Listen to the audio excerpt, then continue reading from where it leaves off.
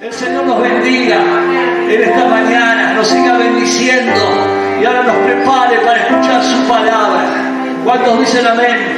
¿Cuántos están sedientos? ¿Cuántos están carenciados? ¿Cuántos necesitan en esta mañana que la palabra del Señor nos hable como semilla caiga en esta tierra que está dispuesta a recibir la buena semilla? Aleluya.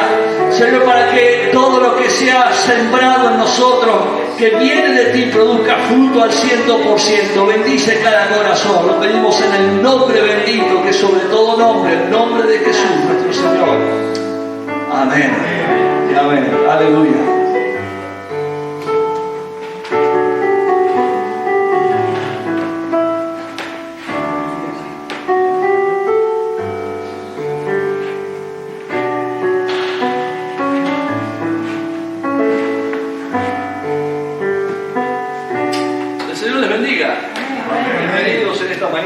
Es un gozo estar en su presencia.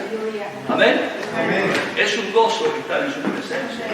Como decía el salmista, y que comenzamos leyendo hoy al principio de la reunión, el Salmo 100, cantad alegres a Dios, habitantes de toda la tierra. Aleluya, cantad ahí esta proclamación, esta invitación de alabanza, de alabar al Señor. Todos los habitantes de la tierra, dice, servirle a Jehová con alegría, venir ante su presencia con regocijo, reconocer que Jehová es Dios, que Él nos hizo y no nosotros a nosotros mismos. Pueblo suyo somos y ovejas de su prado. Entrad por sus puertas con acción de gracia, por sus atrios con alabanza. Alabadle y bendecid su nombre, porque Jehová es bueno y para siempre es su misericordia. Bendito sea su nombre. Y su verdad por todas las generaciones. Dice el Señor, Él mismo dice, yo soy el camino, la verdad y la vida. Saben, quiero en esta mañana, llegando en proximidades de lo que como iglesia cristiana celebramos la Semana Santa y luego las Pascuas, hablar justamente en este contexto, para que en esta mañana podamos realmente considerar nuestros caminos y esta maravillosa bondad del Señor, su gracia sublime que nos ha alcanzado, y todos podamos juntos decir, Señor, tú eres suficiente para mí, tú eres suficiente, lo único que necesitamos es de Cristo. Hay muchos caminos que hoy el mundo ofrece, siempre ha sido así, desde que el hombre pecó allí en el huerto del Edén, un montón de caminos se han ofrecido como alternativas a las necesidades del hombre, pero ninguno de esos caminos puede satisfacer el vacío que el hombre tiene en su corazón. Ninguno de esos caminos puede ofrecer perpetuamente, de una manera definitiva, la necesidad interior del ser humano. Pero hay un camino que sí lo puede hacer, y ese camino es Jesucristo, y es el único camino. No hay muchos caminos, no se llega de muchas maneras. Dice, muchos intentan entrar, dice Jesús en la parábola, intentan entrar por la ventana, pero el que entra por la ventana, ladrón y salteador es, dice, ¿no? Amén. Mas los hijos, ¿por dónde entran? Por la puerta. Por la puerta. ¿Y quién es la puerta? Cristo. Cristo. Dice, yo soy la puerta. Yo soy la puerta. El que por mí entra tendrá vida eterna. Yo soy la puerta. Es el único camino. Por lo cual, hermanos,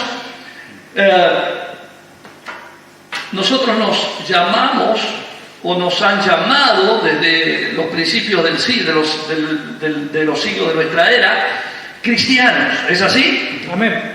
A los seguidores de Cristo se les conocía como cristianos, pero no era así en el principio.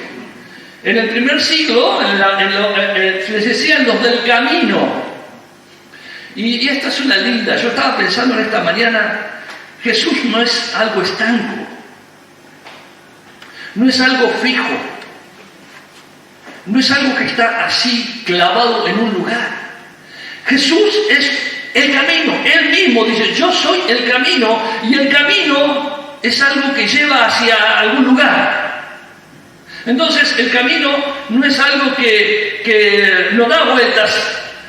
Sería ridículo tener un camino que dé siempre vueltas. Eso es una rotonda. Cuando nosotros encontramos una rotonda, la utilizamos la rotonda para después tomar alguna bifurcación o salir para algún lado. Nadie está en una rotonda todo el día dando vueltas alrededor de la rotonda. Si alguien está de esa manera, algo le pasa, tiene algún problemita, ¿no es cierto? Nadie da vuelta alrededor de una rotonda indefinidamente, porque la rotonda no tiene ese fin. El fin de la rotonda es, de alguna manera, darnos una salida y mostrarnos para un lado o para el otro. Ahora, el camino tiene un principio y tiene un fin. Y Jesús es el principio y el fin de todas las cosas. Amén. Así Juan en el Apocalipsis lo dice, yo soy el Alfa, lo dice, lo escribe porque se lo reveló el mismo Espíritu de Dios. Jesús hablando le dice, yo soy el Alfa y la Omega, el principio y el fin, el primero y el último, el que era, el que es y el que ha de venir. Todo está en Él. Amén. Todo está en Él. Y Él mismo dice, si alguno quiere ir al Padre, lo hace a través de mí.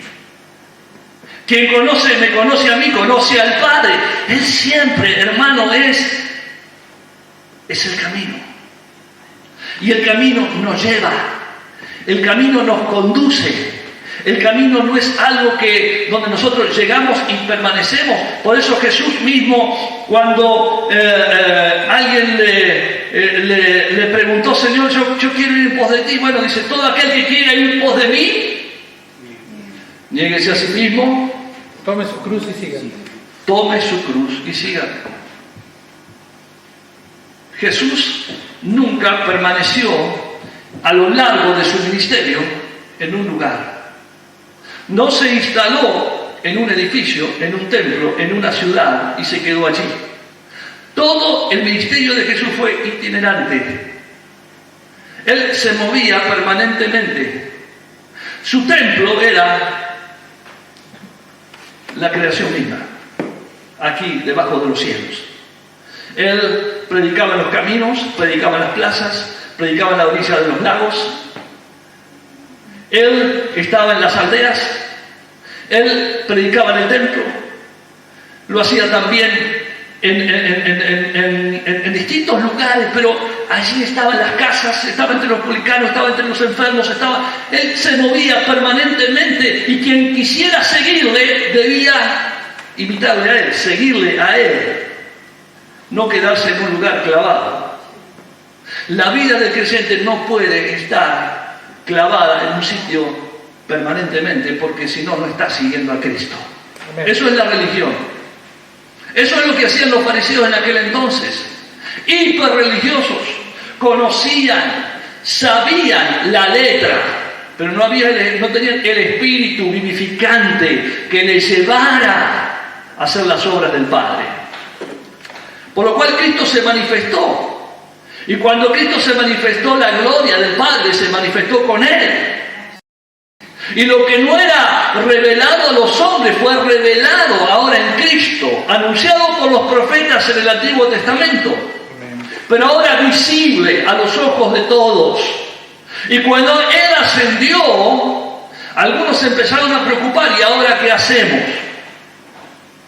¿Qué hacemos? Como dirían el Chapulín Colorado, ¿no? ¿Y ahora quién me podrá salvar? ¿No? Y ahí aparece el Chapulín con el martillo.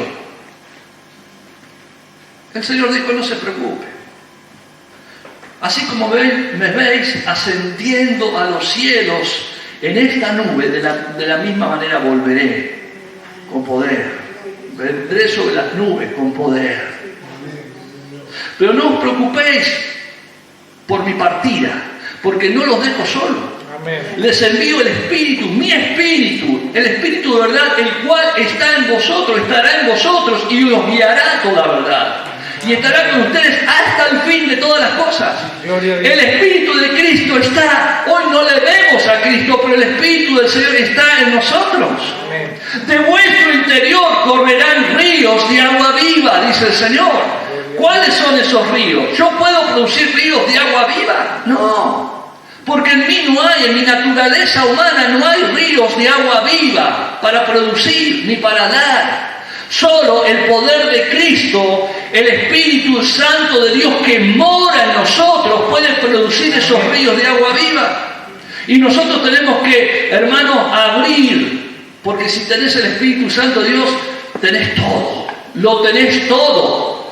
Y uno dice, pero ¿cómo no puedo? ¿Cómo que es que no? Sí, porque yo tengo que abrir el grifo. Yo tengo que abrir la canilla para que esos ríos puedan fluir. El poder de Cristo, el poder del Espíritu Santo está en nosotros. Esos ríos están en nosotros, porque si tú has creído, has recibido el Espíritu Santo de Dios. Dice el apóstol Pablo, dice, ¿o acaso no sabéis que vosotros sois templo del Espíritu del Dios viviente? Amén. Es el Espíritu de Dios que mora en nosotros, en su iglesia, y la iglesia de Cristo somos nosotros, no este templo. Y entonces, ¿por qué digo esto? Porque Jesús evidentemente les enseñó quién era el camino y que Él era el camino. Y que la iglesia, para seguirle, hermanos queridos, para seguir a Cristo, hay condicionamientos. Y no todos quieren esos condicionamientos. Porque hoy el evangelio o el pseudo evangelio que se predica es: vení, seguí a Cristo y serás prosperado. Y Jesús no nos dice eso. Jesús dice: todo aquel que quiera venir en pos de mí, niéguese a sí mismo, tome su cruz. Todo esto es rupturista y va en contra de lo que a la carne le gusta. Porque es más negarse a sí mismo que recibir. Lógicamente que hay una maravillosa gracia tremenda que Él provee, y que no hay nada en este mundo que este mundo nos pueda dar materialmente que se compare con la misericordia, con la prosperidad que Dios da. Pero nosotros la prosperidad siempre la asociamos a lo económico, a lo material. Y Dios está hablando, y no quiere decir que Dios no pueda prosperar en ese sentido, no pueda dar prosperidad en ese sentido, como una añadidura. Pero Dios quiere dar a cada uno conforme Él quiera. Pero primeramente, lo que es primero es la salvación del alma. Primeramente es todo lo que viene acompañando a la salvación, que es la paz que viene de Dios. Esa paz que sobrepasa todo entendimiento, dice la Escritura, y que no se compra en ningún lugar, ni se consigue de oferta en alguna tienda. No es así. Eso viene añadido a la salvación, al gobierno de Dios. Por eso el Evangelio de San Mateo, anoche hablamos un poquito con Marcos de esto, con Luis. El Evangelio de San Mateo hace tanto hincapié, se hace tanta fuerza, pone tanto énfasis en el reino de Dios, en el gobierno de Dios. Muchos le llaman el Evangelio del reino. ¿Por qué? Porque cuando Cristo nos habla de esta buena novedad, de esta buena noticia, que vaya si es buena, es la mejor que nos puede haber pasado como persona. Cuando Cristo viene a nuestra vida y realmente aceptamos su gobierno. Y su gobierno, ¿saben lo que condiciona? Es mi gobierno. Si yo le digo sí al Señor, el Señor me dice: bueno, sí, yo acepto la candidatura y acepto. O sea que estamos hablando mucho de candidatura. No solamente acepto la candidatura, sino acepto tu elección. Y vengo a ti, pero yo quiero sentarme en el trono de tu vida y no compartirlo con otros, ni contigo mismo. No quiero compartirlo con con tus ganas, con tus deseos, con tus proyectos, con tus metas. Yo quiero gobernar tu vida y que mi propósito se cumpla en ti. Porque mi propósito, al fin y al cabo, es lo mejor que le puede pasar a tu vida. Dice la palabra de Dios que la voluntad de Dios es aceptable, agradable y perfecta, aunque a veces duela. Lo que pasa es que en nuestra carne no nos gusta. Nos gusta escuchar más y un mensaje que nos hable de cosas que vendrán, de cosas buenas, y claro que todo lo bueno está por venir. Pero hermanos, Jesús dijo, todo aquel que quiera venir en pos de mí, niéguese a sí mismo. El yo debe morir. La carne debe morir para seguir a Cristo. Tomar su cruz. Nos habla de muerte también. Y seguirme. Fue interesante. El día lunes estuvimos los pastores reunidos aquí de la ciudad, unos cuantos pastores, o no tantos, pero éramos en representación del Consejo Pastoral. Y en pos de la unidad, porque, bueno, siempre estamos buscando la manera y no nos damos cuenta que la manera, no hay otra manera que no es. No hay 3 pasos ni 10 pasos, como a veces se publicita, y hay libros, 10 pasos para ser más feliz. Ahora, para la unidad, ¿qué es lo que tenemos? Más actividades, más... No, es Cristo. Y lo segundo que tenemos que hacer, y un hermano lo dijo, y lo repitió, y a mí me quedó, es morir. Si no morimos, dice, si el grano de trigo no cae a tierra y muere. Hermano, si cada uno quiere tener su propio reinito y preservar su propio reinito, su propia identidad, es muy difícil que haya unidad. La unidad viene cuando nosotros sentimos que somos parte de un mismo cuerpo, de una misma iglesia, que no hay muchas iglesias, que hay una iglesia y que hay un solo pastor de esa iglesia, del cual todos somos ovejas. Y ese pastor es nuestro Dios. Jehová es mi pastor, nada me faltará. Amén. Amén. Así que, hermanos, tenemos que morir. Ahora, lógicamente, hoy hay mucha falsa doctrina y falsa enseñanza que polula por todos lados. Y Jesús, en esto y esta enseñanza quiero traer, hacer este contexto primeramente que hice, pero les invito a que abramos la Biblia, o que puedan leer, si podemos verlo, en San Mateo, primeramente, capítulo, vamos a buscar allí, en San Mateo, capítulo 21, cuando Jesús, un día como hoy, una semana antes de su crucifixión, Él hace su entrada triunfal, ¿no es cierto? La entrada triunfal a Jerusalén, ¿no? Ahí hay todo un movimiento especulativo. La gente quería que Jesús subiera como rey de Israel, como un rey humano, como alguien que se estableciera en el trono de Israel y reivindicara la condición de los judíos de Israel, porque los judíos, no se olviden que estaban en ese tiempo estaban bajo el gobierno de Roma. Era una provincia romana con ciertas libertades, pero seguían siendo provincia romana. Tenían un gobernador que no era judío, y Herodes, y después tenían, sí, les dejaron mantener su propia creencia, su religión, y dejaban que de alguna u otra manera cierta parte del gobierno doméstico la tuvieran los fariseos, los saduceos, los escribas, que eran los sacerdotes, que eran, digamos, las autoridades religiosas de esa época. Pero el gobierno, el control, los impuestos, lo debían pagar ¿a quién? A Roma. A Roma. Entonces, cuando Jesús viene, inmediatamente empiezan a gritar, Hosana, el que viene en el nombre. Y fíjense que Él echa paños de agua fría, baldes de agua fría, no paños.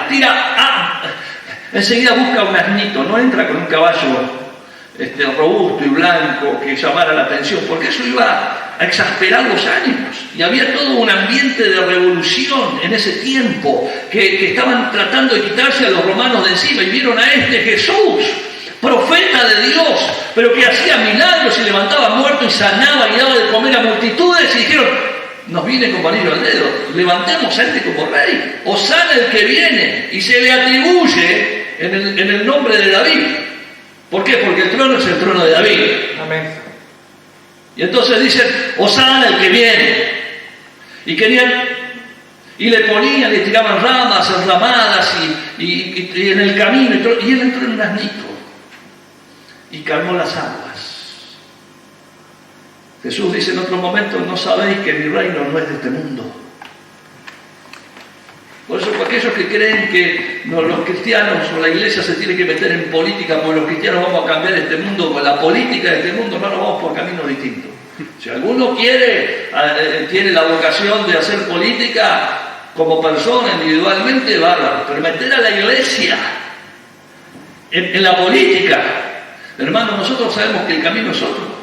Sabemos que los sistemas de este mundo han fracasado, sabemos que los hombres que operan y que han estado al frente de los sistemas de este mundo también han fracasado. Hemos tenido de izquierda, de derecha, de arriba, de abajo, de todo lado. Pero el problema del hombre es cada vez más profundo. Tenemos inteligencia artificial hoy día. Se resuelven un montón de cosas, pero los problemas, el problema a nivel global que hoy tenemos, hermanos queridos, ¿no? Hace tiempo que no lo teníamos. Hoy estamos en una crisis que no se experimentaba desde después de la Segunda Guerra Mundial. Una crisis a nivel de países, de economía, de posibilidades de conflictos bélicos y de conflictos bélicos en sí. Hay 60 focos de guerra en el mundo actualmente. Nosotros estamos diciendo: ¿cuáles son? Y conocemos el de Israel, ahí con Hamas, y Ucrania contra... Hay 60 focos bélicos en el mundo, 40 de ellos en África. Vemos cómo el mundo, ecológicamente, cómo la naturaleza está provocando, y porque el hombre ha sido descuidado, no ha cuidado el hábitat, el lugar que Dios le ha dado para vivir. Estamos viviendo, se han desatado enfermedades y cosas raras que no se pueden controlar. Dice la Escritura que la creación gime a una hasta el día en que el Señor vuelva y la manifestación de los hijos de Dios. Porque mientras el pecado esté reinando, hermanos, la naturaleza gime. Amén. Gime. En el capítulo entonces 21 de San Mateo, Jesús, después de haber entrado y haciendo su entrada triunfal a Jerusalén, una de las primeras cosas que hace, y nos habla Mateo, es la purificación del templo. Voy a hacer rápido con esto porque quiero que vayamos rápido y ver qué es lo que se hacía en el templo en aquel entonces. Capítulo 21, versículo 12. Vamos a leer todo son del 12 al 17. A ver si puedo leerlo de ahí, porque mi vista... Fíjense, dice: y entró Jesús en el templo de Dios. ¿Cómo le llama el templo? Templo de Dios. Y no está así puesto así antojadizamente, ¿eh? ¿Entienden ustedes? El mismo evangelista Mateo dice: entró al templo de Dios. No dice al templo de los judíos, ni dice al templo que decían que era de Dios. Dice: entró al templo de Dios. Y entró Jesús al templo de Dios y echó fuera a todos los que vendían y compraban en el templo. Y volcó las mesas de los cambistas y las sillas de los que vendían palomas. Y les dijo: escrito está, mi casa. ¿Cómo llama Jesús al templo? Al templo de Dios. Mi casa, hablando del Padre, mi casa, ¿casa de qué? De oración. De oración será llamada, mas vosotros la habéis hecho cueva de ladrones. Sigamos. Y vinieron a él en el templo ciegos y cojos y los sanó.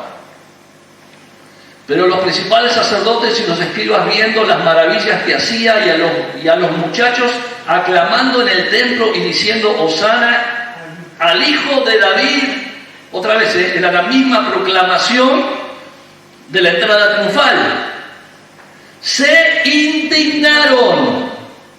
La religión oficial, la religión establecida, se indignó porque Jesús hizo cosas en el templo que a ellos les molestó primeramente, que iban en contra de los intereses de la religión.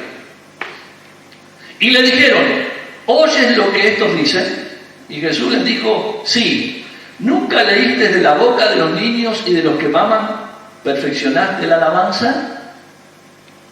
Y dejándonos, salió fuera de la ciudad a Betania y posó allí. Vamos a volver al segundo versículo, por favor, que leímos. Y les dijo, escrito está, mi casa, casa de oración, será llamada, pero vosotros la habéis convertido en cueva de ladrones. Ahí, miren, ¿qué nos está mostrando el evangelista? ¿Qué está describiendo? Dice que Jesús entra en el templo y se encuentra que allí había compraventa de animales y casas de cambio, cuevas. Cambiaban dólares. Arbolitos también. Arbolitos había. Eso es lo que hacían en el templo.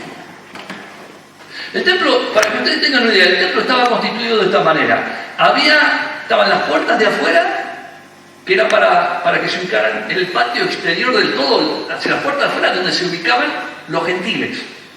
¿Quiénes eran los gentiles? Los que no eran judíos. Luego estaba el patio interior, el próximo patio era para las mujeres.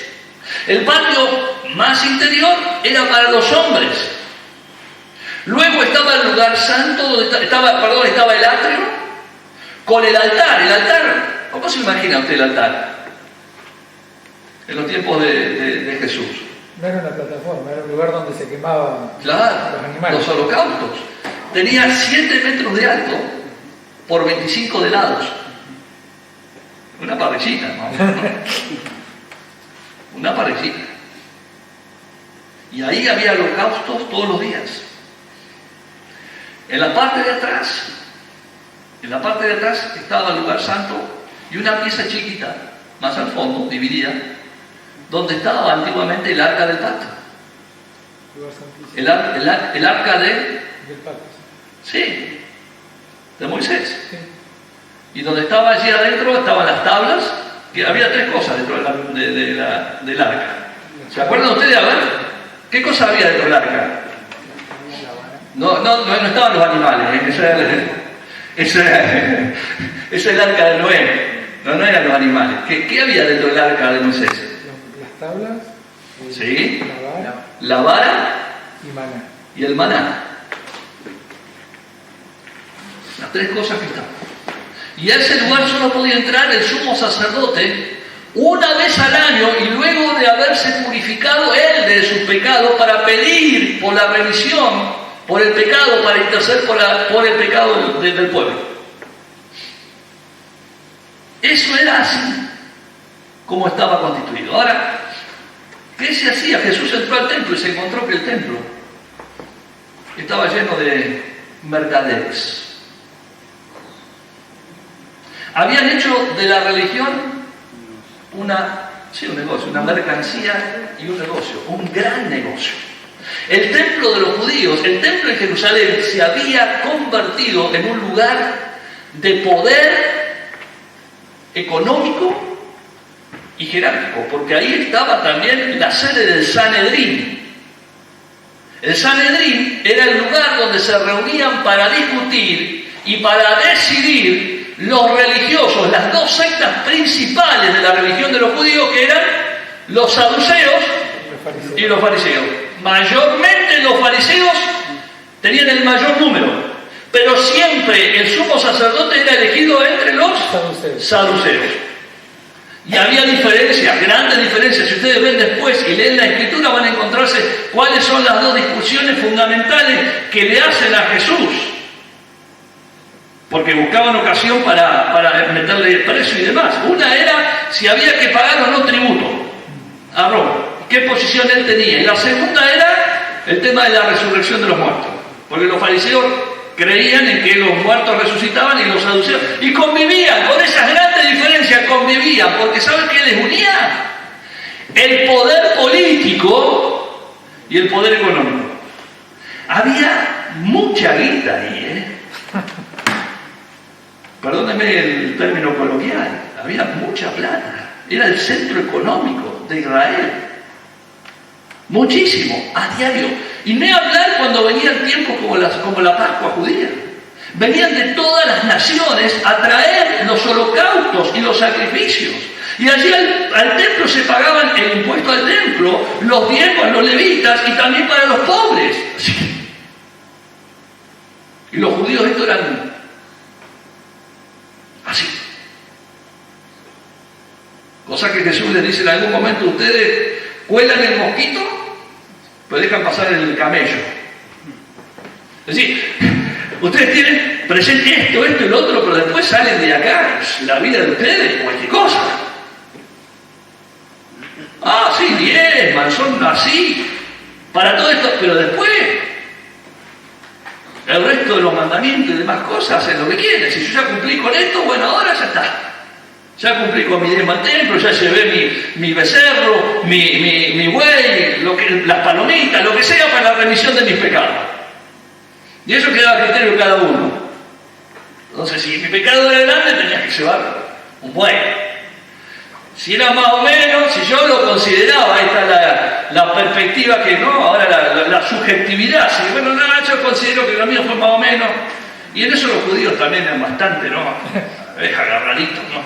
Entonces, no era que eran tan sueltitos, sí, cumplían con lo que tenían, pero habían convertido esto en un mercado, en un gran shopping. Y entonces, como muchos venían desde afuera, ustedes dicen, ¿para qué habían cambistas ahí? ¿Qué son los cambistas? Los que cambiaban dinero. ¿Por qué? Porque claro, estaban los que vivían ahí en Jerusalén, pero muchos venían de otros pueblos más lejanos, y otros venían porque estos sí lo tenían presente los judíos. Una vez al año todos los judíos mayores de 12 años, tenían varones principalmente, tenían que venir al templo a ofrecer los sacrificios, los holocaustos, a hacer los pactos con Dios. Entonces venían de todas las naciones. Ahora imagínense, en aquel tiempo no había aviones, no había colectivos, no había trenes, no había autos. Traerse un buey debajo del brazo era medio pesado e incómodo. Traerse una ovejita, traerse, aunque sea del pueblo vecino, era todo incómodo, porque además todo el territorio de Israel es complicadísimo para andar. Los que venían de Betania, cuando subió, cuando bajó, cuando hablamos de eso, no es porque había una bajadita como la que tenemos a veces del garaje del auto, no, había montañas, eran caminos escabrosos, complicados. Entonces, ¿qué hacían? Había una fenomenal venta. Le dijeron, bueno, acá, además de todo el movimiento económico que hay, nos encontramos con la gran posibilidad, como todo judío dice, bueno, acá hay money, acá hay mosca, acá hay un negocito para hacer. Entonces, para que los que vienen de afuera no tengan que venir con sus holocaustos, los animalitos, para ofrecerlos, y se los vendemos acá. Y como además vienen con plata que acá no es moneda corriente, tenemos los cambistas. Entonces estaban ahí las mesitas armadas, y vos decís, ¿vos qué trajiste? Y yo vengo acá de Siria. ¿Y en Siria qué moneda? Bueno, yo te cambio por la plata de acá, dame tanto y te doy tanto, y así podés comprar tu animalito. Así que era una cosa. ¿Se dan cuenta por qué el Señor dijo, ustedes han transformado mi casa en cueva de ladrones? Porque estaban traficando y vendiendo con la necesidad y la fe de la gente. Y yo no puedo decir que esa fe, que si bien era natural, no fuera fe. Eran buenas intenciones y necesidades. Hermanos, y Jesús combate esto y dice, ustedes han convertido esto, mi casa es casa de oración. Yo no encuentro ninguna referencia que en el templo de Dios, se cantaran, por ejemplo, alabanzas. Sí, en las sinagogas, pero no en el templo. En el templo era un lugar para ofrecer sacrificios, para orar, para hacer sacrificios y para aprender también. Y ahora lo vamos a ver. Vamos a ver qué cosas se hacían en el templo en aquel tiempo. Pero fundamentalmente, ¿cómo la llama el Señor? Y a mí lo que me interesa es qué es lo que Jesús dice de cómo debe llamarse su casa. O qué es lo que su casa debe ser. Casa de oración. Vamos a trasladarlo a nuestro tiempo. ¿Cuál es la mayor dificultad de todas las actividades o liturgias o actividades espirituales que tenemos como iglesia? ¿Nos cuesta alabar? Mayormente no. Si la música es linda, que canta no está desafinado, ponemos. En algunos lugares hasta se baila. ¿No? Sí. A otros bailan más que lo que cantan. ¿Tenemos un problema con la enseñanza? Y más o menos. Si el pastor es un mensaje de autoayuda, si es un mensaje que me levanta el ánimo, si es un mensaje de prosperidad, pero si me va a hablar de pecado, si me va a hablar de que me tengo que arrepentir, si me tengo que hablar de que yo tengo que dejar cosas para seguir a Cristo, no, mejor, no, ya no me gustó tanto el mensaje. Ahora, cuando hablamos de oración, el otro día escuchaba a Dante Gebel, dice, miren hermano, acá vienen cientos de personas, miles de personas a las reuniones generales. Pero cuando hablamos de reuniones de oración, el 10%. Y a veces no viene nadie. ¿Por qué? Porque sabe que en la oración hay poder, pero no en la oración por sí misma, sino porque el Señor dice, clama a mí y yo responderé. Cuando nosotros estamos en esta actitud de oración, hay cosas que yo tengo que negarme a mí mismo. Cosas que no me gustan. Ya el hecho de tener que estar, no es algo, quizás los orientales tienen más una cultura en ese sentido, pero a nosotros nos cuesta mucho estar quietos. Nos cuesta mucho estar orando, sacarnos toda distracción de la cabeza y empezar a orar al Señor y a clamar a Él y a buscar su presencia. Quizás de nuestra rutina, nuestra disciplina espiritual, la oración es lo que tiene menos cabida en nuestra vida. Reconozcamos, hermanos, ¿cuántos somos hombres y mujeres de oración? ¿Somos hombres y mujeres de oración? Sin embargo, Jesús dice, mi casa será llamada casa de oración, principalmente si algo debe identificar a la casa de Dios es por ser casa de oración. Y yo lo traslado los otros días y veo que en la casa de Dios, en lo que nosotros llamamos casa de Dios, donde nos reunimos en los salones, lo que menos se hace es orar, primeramente. Y después hay mucha mercancía, hay mucha mercadería que se vende. Hay mucho de lo que Jesús en aquel tiempo desalojó, no desalojó, lo echó. Dice, volcó la mesa de los cambistas. Y en un caso se armó vamos a ver en uno de los escritos, y los sacó a todos. Y claro, le rompió el negocio. Le rompió el negocio. Hermano, para muchos la religión es un negocio. Para mucha gente, y esto no lo digo yo, es a nivel mundial lo que más mueve dinero, de lo que más mueve dinero está en tercer lugar. En su momento está en tercer lugar, no sé si ahora en cuarto lugar lo habrá desalojado de alguna otra cosa. Así que imagínense que hay gente que ha tenido su fracaso en el mundo y dice, bueno, acá hay. Y empiezan justamente a lucrar con la necesidad y la fe de gente que realmente tiene fe y tiene necesidad y está en búsqueda de resolver sus problemas y de encontrar. Pero ¿qué es lo que encuentra? Se encuentra con un montón de mercadería que se vende y cosas que cambian, que no tienen nada que ver con la verdad del Evangelio, que no tienen nada que ver con la sana doctrina, que no tienen nada que ver con los criterios, con los principios del reino de Dios y con lo que Cristo predicó. Y entonces nos habla y establece algo nuevo que sí estaba sucediendo en la casa de Dios, que sucedió, que cuando Jesús estuvo allí empezó a suceder. Dice el otro versículo, a ver. ¿Qué sigue? El que sigue. Dice ahí, no es ese. Dice, y vinieron a él en el templo ciegos y cojos y los sanó. Fíjense, esto fue un escándalo. Principalmente porque este tipo de gente era gente marginal. A tal punto que cuando después en el libro de los Hechos se nos dice que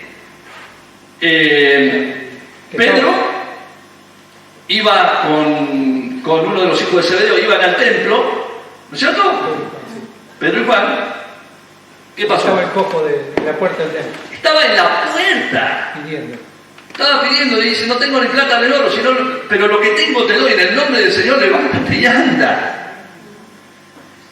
Es decir, esa gente estaba permanecida porque esta gente era indeseada, esta gente era marginal, esta gente no era querida dentro del lugar. Pero dice que vinieron a él en el templo y entraron, rompieron con esa cultura, con ese mandato, con esa idiosincrasia que había de no permitir, de no dejar que lo indeseado entrara al templo. Y lo verdaderamente necesitado, no porque lo que estuviera dentro no estuviera necesitado, pero esto era lo más necesitado,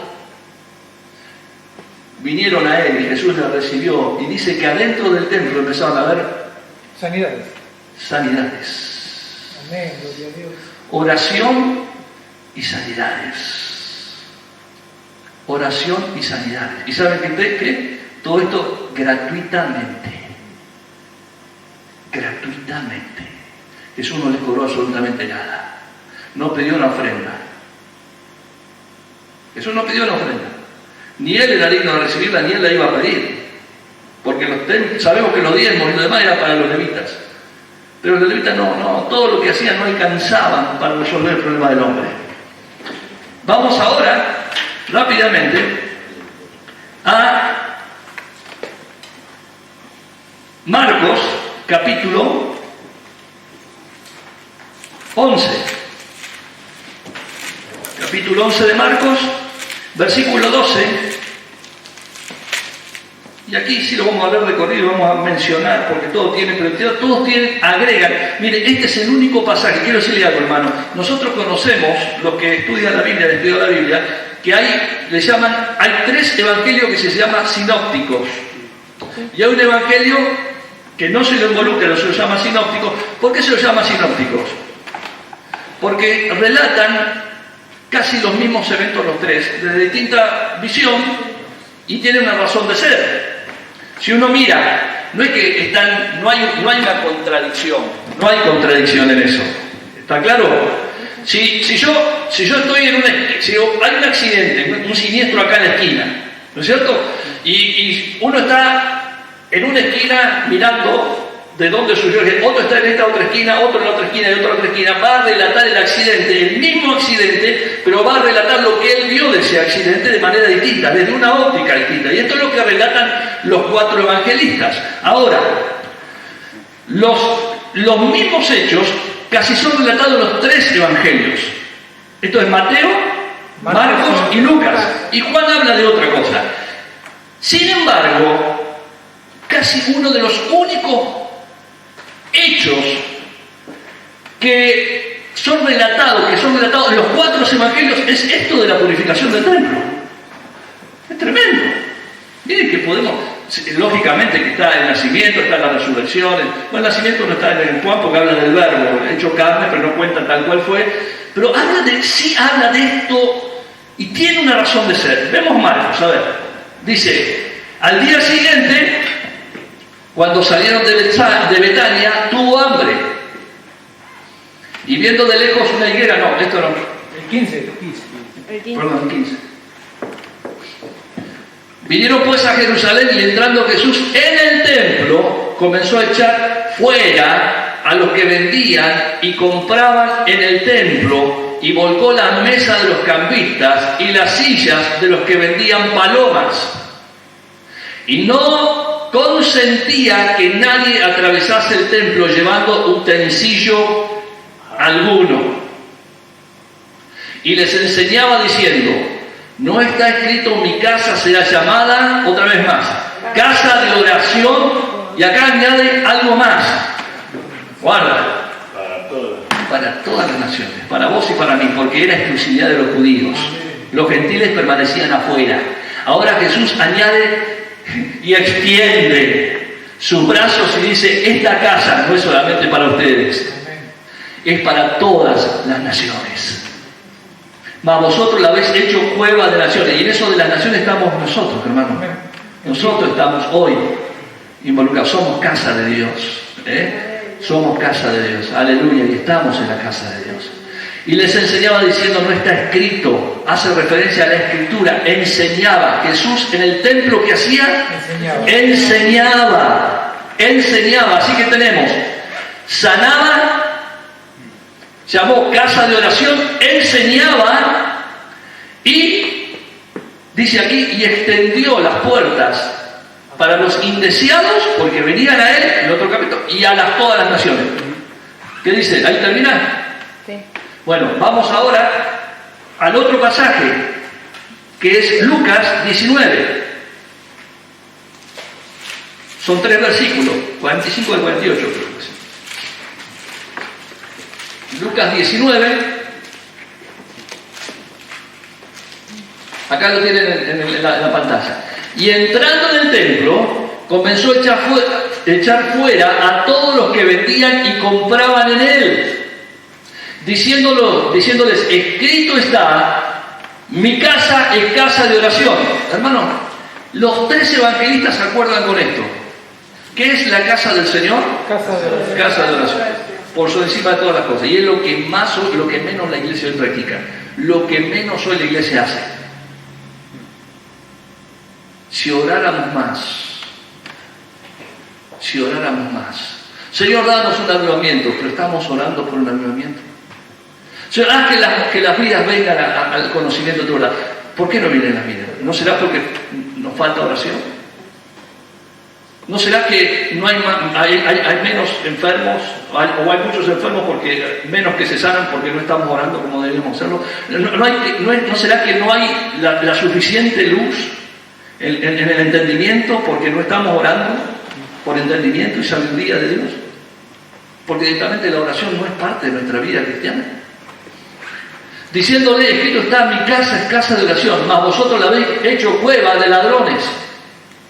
Y enseñaba, miren, y enseñaba cada día en el templo, pero los principales sacerdotes, los escribas y los principales del pueblo procuraban matarle. ¿Por qué? Le rompió el negocio y cambió la dinámica del templo. Lo que era solamente para pactar con Dios, para orar y para meditar y para traer ofrendas y holocaustos, el Señor dice, esto, mi casa es casa abierta, para alabanza, para oración, para enseñanza y para que los enfermos y los que no tienen lugar puedan entrar, para todas las naciones. Vamos a ir al último de los evangelios, que esto es lo que llama la atención, que no es un evangelio de los llamados sinópticos, en Juan capítulo 2. Está en el segundo capítulo. El primero habla de quién es el Señor. En el principio era el verbo y el verbo era con Dios y el verbo era Dios y todas las cosas fueron creadas por él. ¿Se acuerdan? Hebreos 1, Juan 1. Y inmediatamente se va al capítulo 2. No nos habla ni siquiera de ninguna otra milagro que Jesús haya hecho antes. No nos habla de todo lo que los demás sí anuncian. Se va al capítulo 2. Y en el capítulo 2, versículo 13, perdón. Gracias, Andrés. Estaba cerca la Pascua de los judíos. ¿Se dan cuenta por qué tiene que ver esto con este mensaje? Con lo que viene de la semana que viene, ¿no? Que vamos a tener reuniones, ya les voy anunciando. Viernes, sábado y domingo. Viernes va a compartir la palabra Marcos, Luis el día sábado y el domingo voy a estar yo a la mañana. Pero vamos a celebrar la Semana Santa, porque es un tiempo que como iglesia debemos procurar estar juntos y recordar lo que el Señor hizo con nosotros y alabarle por su gran obra. Estaba cerca de la Pascua de los judíos y subió Jesús a Jerusalén y halló en el templo a los que vendían bueyes, ovejas y palomas y a los cambistas allí sentados. y haciendo un azote de cuerdas,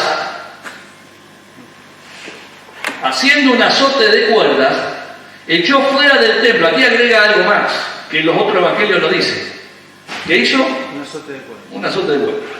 ¿Qué dirían? ¿Un latiguito? Un latiguito. Un látigo.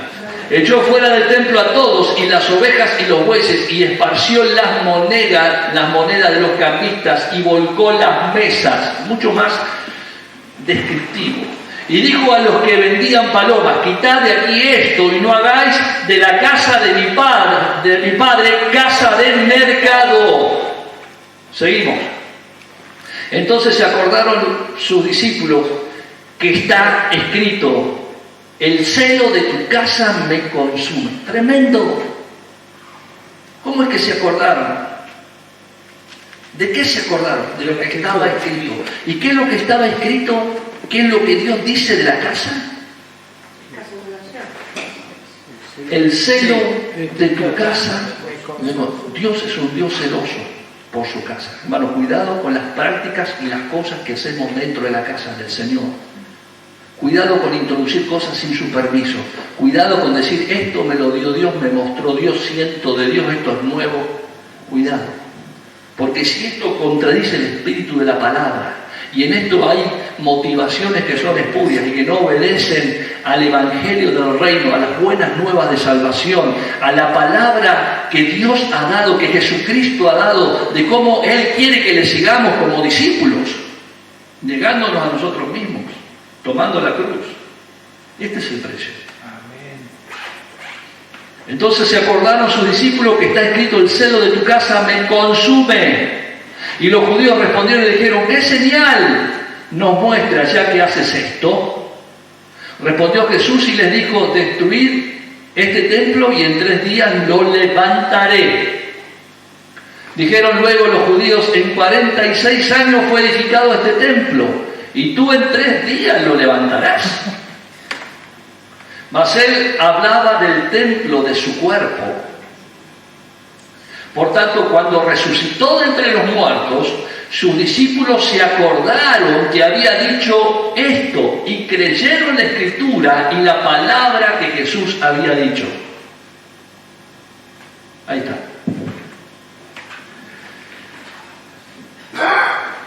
Moraleja, diría alguno. Analicemos. Fin del relato, pero ¿cuál es la enseñanza? ¿Cuál es la enseñanza? ¿Cuál es la enseñanza para vos en esta mañana? ¿Qué nos dice la palabra de Dios? ¿Qué nos dice la palabra de Dios en esta mañana? ¿Cuál es la enseñanza para tu vida? ¿Podemos reconocer que no somos un pueblo de oración como deberíamos serlo? ¿Podemos reconocer eso? ¿Podemos reconocer que hoy en la iglesia se han introducido distintas cosas muy semejantes a las que habían introducido los judíos dentro del templo? Sí. Prácticas y cosas que no tienen nada que ver con el Evangelio y con lo predestinado, con lo que Dios ya ha establecido. Hermano, Dios fue tan celoso acerca de su templo, que cuando le mandó a Salomón construir el templo, aún los colores, no dejó nada al azar. Está tan detallado que decía cómo debía ser revestido esto, el piso, las cortinas, cada cosa, cada insignia, cómo debía ser el arca, los querubines encima, cómo tenían que ser sus alas. No dejó nada librado a la creatividad del ser humano. No le dijo: bueno, miren, hagan lo mejor que puedan. No le dijo: miren, háganlo como para lavar, como para mí, y vean lo que les sale. A veces nosotros, no, ni siquiera dijo: bueno, pongan excelencia. Hoy se habla mucho de no, para Dios las cosas hay que hacerlas no con mediocridad, sino con excelencia. Yo digo aleluya, gloria a Dios. Pero esa excelencia tiene que ser conforme a la voluntad de Dios, no conforme a la excelencia humana. Gracias, Señor. Amén. Porque la creatividad humana, hermanos, no responde a lo que Dios ha establecido. Yo tengo que responder a lo que Dios ha establecido. Así es. Entonces, ¿qué me está diciendo Martín? Tengo que volver, tenemos que establecer, tenemos que poner acá un altar grande, tenemos que volver al templo. No. Porque eso ya en Cristo se ha cambiado. Cristo ahora es una figura de lo que habría de venir. En Él, en su muerte, en su resurrección, se han restaurado todas las cosas que la vieja, que la ley, que las cosas establecidas anteriormente, que eran luz y sombra, no pudieron hacerlo. Ahora somos su pueblo, somos casa de Dios. Y como casa de Dios hay principios que eso sí no han cambiado. ¿Qué es lo que no ha cambiado? Dentro de su casa, ¿qué es lo que está permitido? La enseñanza. La oración. Su casa es abierta para los necesitados, para los más débiles, para las naciones. Su casa está abierta. Que oremos por los enfermos, que dejemos que los niños alaben al Señor. Porque no, es un escándalo, los niños alababan al Señor. Ahí le dice, no está escrito que de la boca de los niños perfeccionaste la alabanza. Alaben al Señor, que los niños anden, no nos preocupemos con tanto formalismo. No, los niños a la reunión, hay iglesias donde no se permiten que los niños vayan, tienen que ir mayores de tal edad porque molestan al predicador. Los niños tienen su horario para ir, van a la escuela dominical, los niños no pueden estar porque si los niños andan corriendo por ahí, correteando, ya eso es una falta de respeto y además al predicador lo distrae. Entonces uno ve y todos son de jóvenes para arriba. La casa del Señor está abierta para todos. En la casa del Señor se alaba, se ora, se enseña la palabra. Pero hay cosas que no vemos que en la casa del Señor, en la casa del Señor se hiciera. Y que se han metido hoy. Y que tienen mucho que ver con esto. Con lo que el hombre, lo almático, desea. Yo deseo ir a un lugar donde me sienta bien. Yo deseo ir a un lugar donde me hablen lindas cosas. Y no, yo no estoy diciendo que el predicador tiene que hablar cosas malas. Pero cuando atraviesa mis intereses ya no me gusta. Y yo tengo, y los que predican, los que están acá tienen que predicar la palabra, y la palabra confronta nuestros intereses con los intereses de Dios. Y cuando yo me ubico en los intereses de Dios, hermano, dice la Escritura, mas buscad primeramente el reino de Dios y su justicia, y todo lo demás vendrá por añadidura. Hoy muchos se predican de las añadiduras, muchos se enseñan de las añadiduras, pero no del reino de Dios. No, bueno, eso ya no se predica el infierno, no se predica de los pecados, porque eso es atentar contra la psicología de la persona. No, eso no se predique. Predícale que si cuanto más des, más Dios le va a dar. Predícale que va a venir una abundancia sobre su vida, que va a ser sanado, profetizarle esto, profetizarle aquello, todo cosas buenas. No está permitido profetizar acerca del... Pero hermano, no era la actividad del profeta. La actividad del profeta era denunciar el pecado del pueblo para que el pueblo se volviera a Dios y en la presencia de Dios recibiera las bondades de Dios. Amén. Era Dios quien daba, no el profeta. Por eso los profetas eran mal tenidos en cuenta. No los quería nadie. Cuando un profeta se acercaba a la ciudad, era gente que vivía marginada, afuera. Lean el Antiguo Testamento, ¿qué profeta vivía y era querido y era abrazado? Cuando lo veía venir, viene otra vez este. Seguramente nos viene a corregir, nos viene a poner en línea. No lo queremos, no. Tenían sus profetas aparte. ¿Y Jesús qué dice? Claro, falsos profetas que les hablaban bien a los oídos. ¿Y Jesús qué dice? Jerusalén, Jerusalén, que mataste a mis profetas.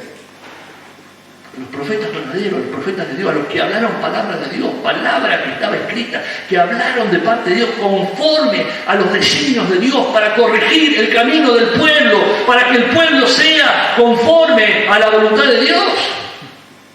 Pero hoy es más fácil llenar lugares vendiendo humo y cobrando el humo que se vende, y la gente paga por el humo porque está necesitada. La gente paga por el humo, hermanos. La gente paga por el humo que se vende, porque realmente hay necesidad. Y se juntarán, habrá comezón de oír, dice, habrá comezón de oír, que se juntarán alrededor como muchedumbre, se juntarán, porque hay comezón de oír, hay necesidad en la gente. Y la gente cuando tiene necesidad hace cualquier cosa.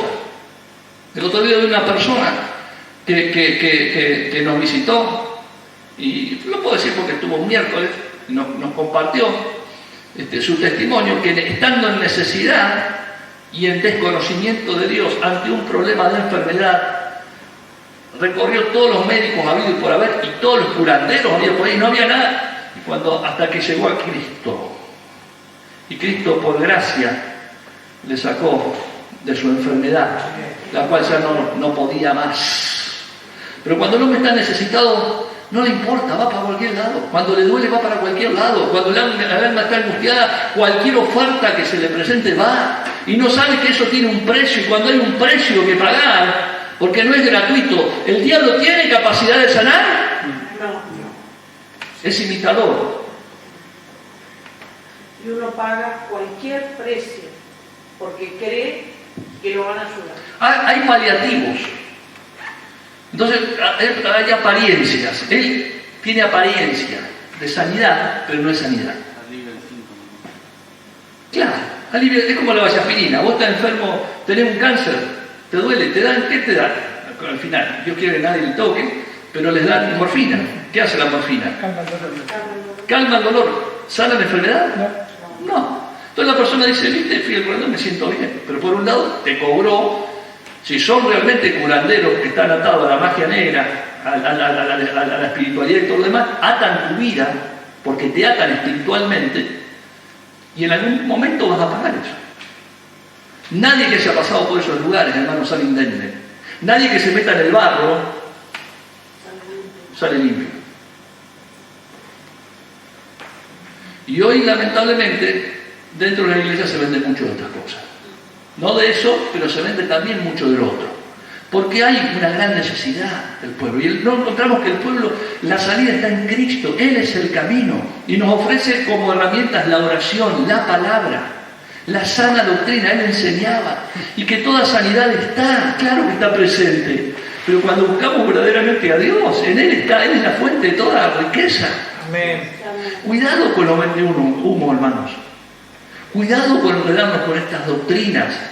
Porque dice la Escritura, estaban entre nosotros, salieron de nosotros, pero no son de nosotros. Amén. Señor, si en tu nombre hablamos lenguas, hicimos milagros, hicimos esto. No, conozco apartados de mí, hacedores de maldad. Y la Escritura una y otra vez en la epístola dice, miren que en los últimos tiempos vendrán falsos maestros y falsos profetas y engañarán aún a los escogidos. Por eso, hermanos, Dios en este tiempo tenemos que meditar en nosotros mismos y reconocer a Jesús como el único camino. Y nuestra necesidad es buscarlo en comunión con Él y con su pueblo, en una relación sincera, en oración, en alabanzas, en gratitud, en comunión, con todos estos elementos que Jesús, abriendo las puertas y los brazos a todos, reconociendo que en Él está realmente lo que todo hombre y toda mujer necesita. Gracias, Jesús. ¿Decimos amén? Amén. Oramos en esta mañana, Padre, en el nombre de Jesús. Queremos en esta mañana bendecir tu palabra, porque sabemos que tu palabra es verdad. Gracias, Dios. Señor, gracias por habernos guiado en el camino, gracias por haber abierto nuestro entendimiento un día, porque antes no conocíamos. Dice tu misma oración, Señor, te alabo, Padre, Señor del cielo y de la tierra, porque diste a entender estas cosas a los niños, y no a los sabios y a los entendidos de este mundo. Señor, los sabios, la inteligencia humana, Señor, no es capaz de entender tus verdades. Solo aquellos que tú quitas el velo, aquellos que tu gracia les es alcanzada, Señor, tu misericordia, tu amor, nos ha abrazado y nos abraza en esta mañana. Oramos por tu iglesia para que seamos sabios, para que seamos hombres y mujeres de oración, para que tu lugar sea, Señor, un lugar santo, donde realmente nos juntemos para las buenas cosas, porque como dice Pablo, he oído a la iglesia de Corintios que os reunís y no para las mejores cosas. Gracias, Dios mío.